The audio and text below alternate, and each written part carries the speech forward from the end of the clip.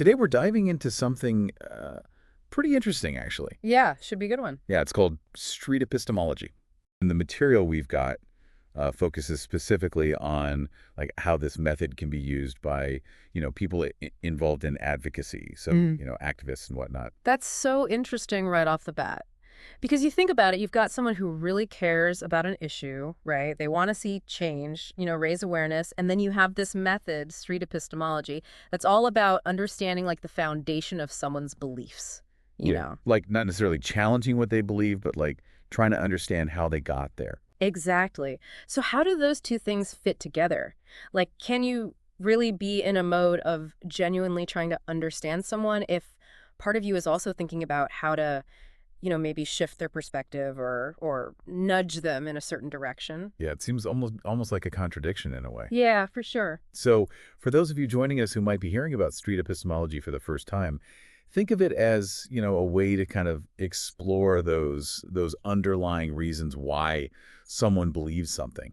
And what's cool about the sources we're looking at today is they really get into like the potential and the pitfalls. Yeah. Especially for people using SE in those activist contexts where they might have like a clear agenda or a particular outcome they're working towards. Right. And it seems like there's this huge potential for things to go wrong because any communication method that helps us understand each other better can also be used in ways that aren't, so helpful. Totally. And street epistemology, because it goes right to the heart of like how we form our beliefs, it seems like that potential for misuse is even bigger. Right. So, okay, let's jump right in. Let's talk about this kind of core tension we're seeing. You've got, on one hand, someone who's really passionate about a cause. Maybe they're trying to advocate for change. Right. And then on the other hand, you have SE, which seems to be like at its core, this open exploration. Right. How do you square those two things? How can you really genuinely try to understand someone's perspective if you also have, a specific outcome in mind? Yeah, that's the big question, isn't it? And honestly, I think the sources we've been looking at are really helpful here because they really emphasize this need for self-awareness. Like before even entering into one of these conversations, it's so important to really check your own motivations. Ask yourself, am I really truly trying to understand this person's way of thinking? Or is there a part of me that's hoping to, subtly guide them toward my way of seeing things? Right. It's almost like taking a moment to just pause before you even start. Yeah. And really think about what your intention is. And it's interesting because the source material actually draws a parallel here to this like bigger idea of respecting people's choices. Even though SE is like this informal conversation, the underlying principle of respecting someone's autonomy, like their right to have their own beliefs and make their own decisions, it really feels relevant here. Absolutely. It's like we're saying, hey, I value your right to hold your own beliefs, and I recognize that you've arrived at them through your own reasoning process. Right. And the question then becomes, am I going to honor that process, or am I going to try to subtly influence it? Yeah, that's a really good point. And it kind of makes me think about this distinction between like genuine curiosity versus just looking for flaws in someone's argument. Oh, that's a great point. Because it seems like, especially if you're coming from a place of advocacy, wanting to persuade or convince, you could easily use those like question-asking techniques of SE to just kind of pick apart what someone believes. Right, exactly. And I think that gets to the heart of what the sources are warning about. It's the difference between truly being curious, like really wanting to learn about why someone finds a particular belief compelling or reliable, and just kind of looking for holes, weaknesses that you can exploit. Right. It's like the difference between a friendly like investigation and a debate tactic. Absolutely. And the sources really emphasize that, when SE is done well, it really is driven by this genuine curiosity. It's about creating that space where someone feels comfortable sharing what they think and why. Not like they're being interrogated or judged. Yeah, like their thought process is being respected. Exactly. And speaking of respecting their thought process, one of the sources actually suggests something really interesting to help us cultivate that genuine curiosity. It's this idea of practicing perspective taking. Well, that's a good one. So the idea is to, actually try to argue for the other person's belief, like really step into their shoes and see if you can understand and articulate why their reasoning makes sense to them. Ooh, I like that. It's like you're almost trying to embody their perspective for a moment. Yeah, exactly. And the source even goes so far as to suggest, like, actually doing this briefly during the conversation. You could say something like, okay, so if I'm understanding you correctly, it seems like you find this particular piece of evidence to be really convincing because, and then try to finish the sentence from their point of view. Right, right. Or like, it sounds like this particular experience you had really solidified this belief for you because... Exactly. And I think if we zoom out for a second and think about like communication skills in general, being able to do this, being able to take someone else's perspective is just so valuable. Oh, absolutely. It helps you build empathy. You're less likely to just see the conversation as this opportunity to prove them wrong. Right. It's not about winning or losing. Click subscribe. It's cheaper than hay and twice as fun. Uh-huh. Okay. Which is like interesting comparison. True hay is expensive. Yeah, it is. But is that really... It's not really a selling point. I mean, I guess it's emphasizing the entertainment factor. What more fun than hay? Yeah. Than feeding cows? Yeah, and it's cheaper. Okay. So it's a win-win. Okay, so we're aiming for genuine curiosity. We're trying to really understand where the other person is coming from. But what about, what happens if you do want to share your own perspective? Or maybe even try to persuade someone a little. Where's that line? Where does it blur between like exploring beliefs and trying to change them? Yeah, that is such a crucial point. It's like that moment where the conversation takes a turn, right? And I think the sources we're looking at here have some really good advice. They strongly suggest that if you're the one using SE and you find yourself wanting to shift from that mode of understanding to sharing your own views, you've got to make that shift explicit. Right. So kind of signal that you're changing gears a little. Exactly. Like you could say something like, thanks for walking me through how you see things. Would you be open to hearing a bit about why I see it a little differently? Oh, yeah. I like that. It feels much more above board, It does. It's about transparency, right? Like you're no longer in this neutral role of just asking questions. You're letting them know you've got a perspective you want to put on the table.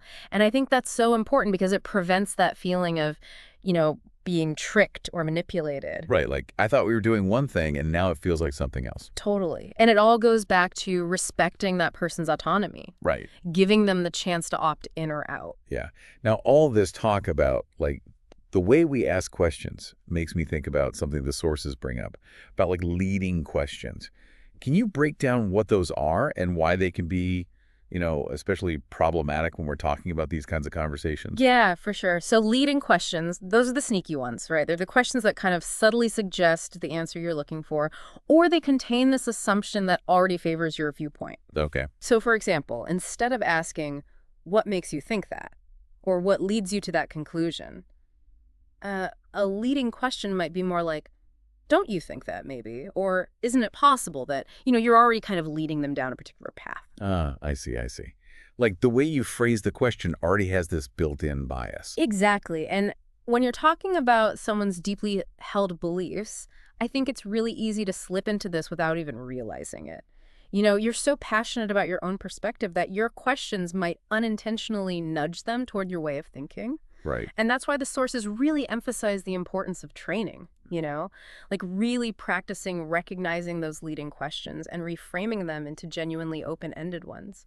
It's about creating that space where the person feels free to just share their thinking without feeling subtly pressured or guided. Right. It's like you're saying, okay, put your own biases aside for a second and just try to genuinely understand how they're thinking. Exactly. And even something as simple as like getting feedback on your questioning style from someone else, Yeah. that can be hugely helpful in spotting those unconscious biases we all have. Oh, yeah, for sure. Having that outside perspective.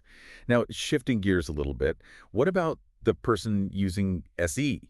What if they're, part of a particular group or they're actively advocating for a specific cause? Should they make that known up front? Oh, that's a really interesting question about transparency, right? Should you disclose your affiliations? And the sources acknowledge that it's not always so simple. Yeah. There might be situations where fully disclosing your involvement might not be practical. Maybe it's not safe, or it could immediately shut down the conversation. Right. You're walking into a situation where, it could be tense. Exactly. But generally speaking, the idea is that, especially if the conversation is related to your group's focus, Being upfront about your connection to that group is good practice, especially once you've built some rapport or if the other person directly asks. Okay, so it's kind of like you don't necessarily have to lead with it, but you're also not trying to hide it if it becomes relevant. Exactly. It's about striking that balance. It's about not wanting the other person to feel like they've been deceived or that you've been holding back important information. Because if someone finds out later that there was this agenda they weren't aware of, that can really damage the trust you've built. Oh, for sure. It feels like a violation in a way, like you weren't being completely upfront. Exactly. And that goes against the whole spirit of SE. It's supposed to be this genuine exchange. So I think transparency plays a huge role in maintaining that authenticity. Right, right. So I guess listening to all this, it really raises the question like, okay, so how do we ensure that these conversations, especially in these activist contexts, are happening thoughtfully? Like what kind of responsibility does the broader SE community have in all of this?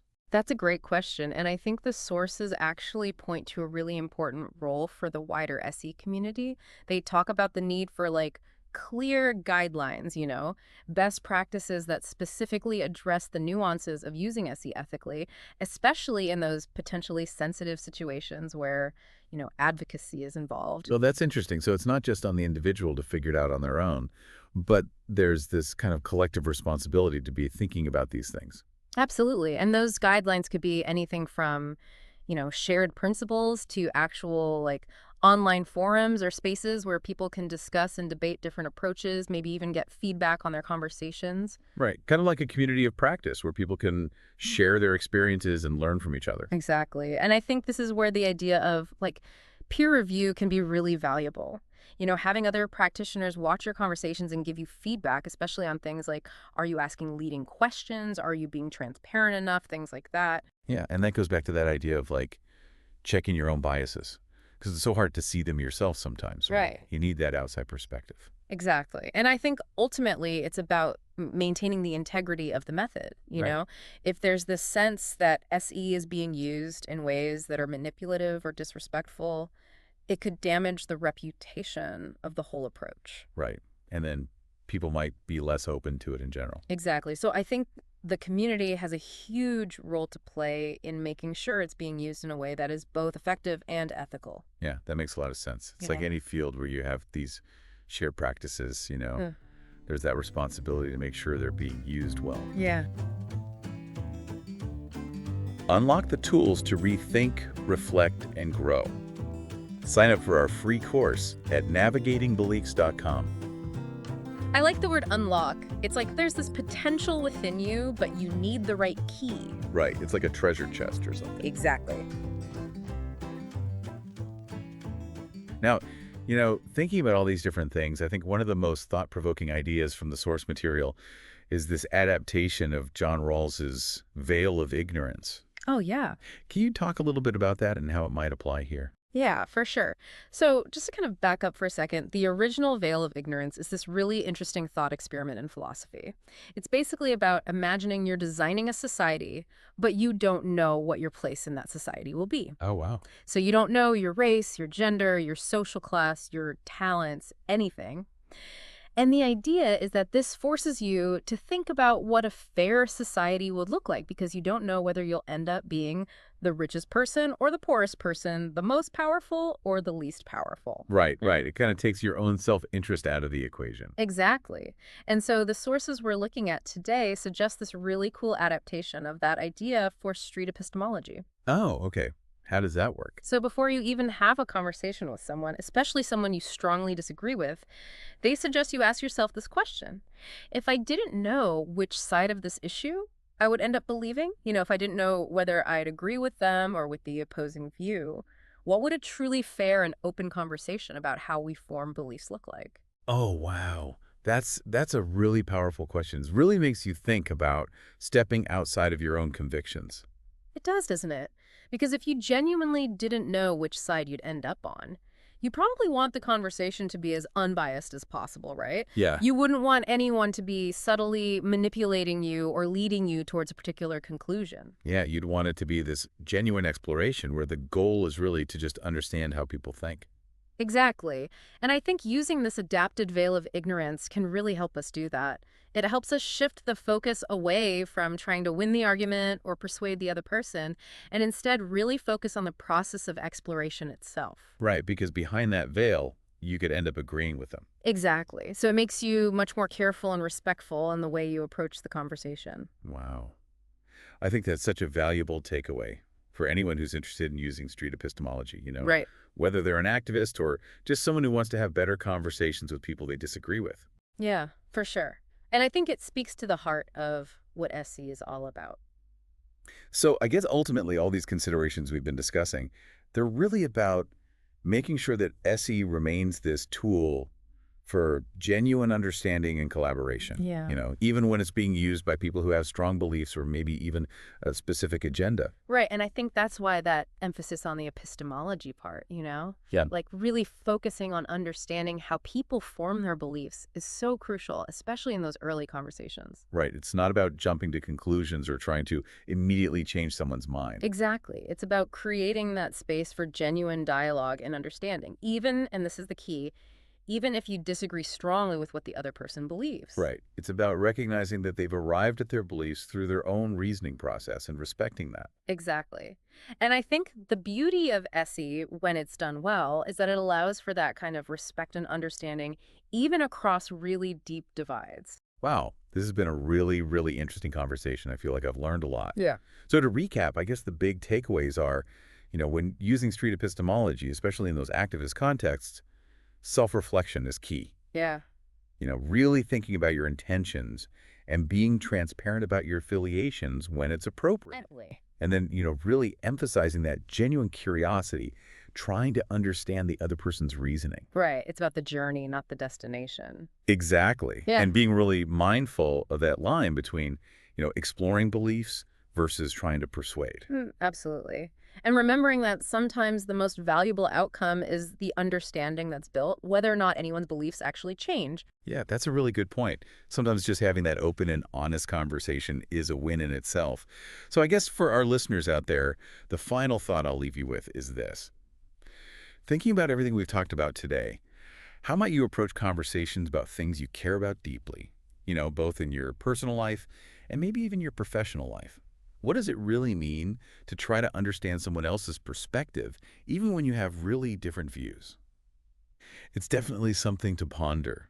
And, we always encourage you to keep exploring and learning more about street epistemology and just thoughtful communication in general. Thanks for joining us. Thanks for having me. I learned a lot today. Me too. It was great. All right, we'll see you next time. See you then.